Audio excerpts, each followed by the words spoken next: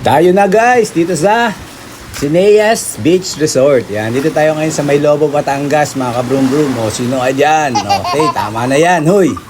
Ano ba yan? Tama na yan, ikot mo sila. O, ayan na nga mga kabrum-brum, let's go. Ayan.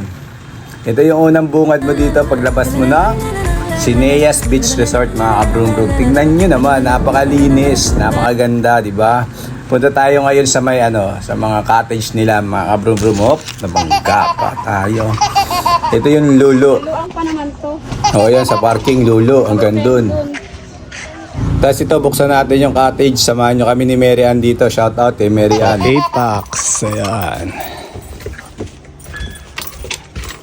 May 3 bedroom. Yan. Tapos, aircon na to, te. Hindi, non-aircon. Huwag kang magalit, Mary Ann. Nagtatanong lang. Ilang packs naman yan, te? 8 packs. 8 packs din, pero yung totoo, kaya mong buksan yan. Ayun, nabuksan din. Okay, ayan double deck. Wag nyo nang Tagalogin ha, double deck yan, double deck. Packs, pero with aircon to, no?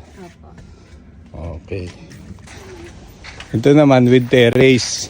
Magkano naman yan? A few moments later.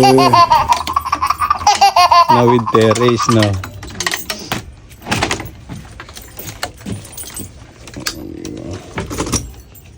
May lamesa, yan, pwede ka mag-inuman. Uy, ba't inuman agad? Kain muna.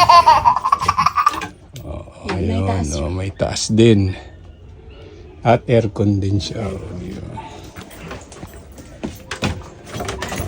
Tapos ito yung banlawan, mga kabrum-brum. Tignan nyo naman, napakalinis, di ba?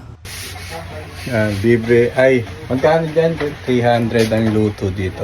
Pero whole day na yan. So ayan, sa mga gagamit niyan, 300. Whole day na yan, mga kabrum-brum, kahit ilan ang lutuin nyo. Okay? So ito na siya, napakaganda, nakaka-relax, mga kabrum-brum. So saan pa kayo? Dito na kayo sa Sineas Beach Resort sa May Lobo, Batangas, mga kabrum-brum. Dito nyo lang yan matatagpuan. Yung ganyang napakagandang beach at nakaka-relax, di ba?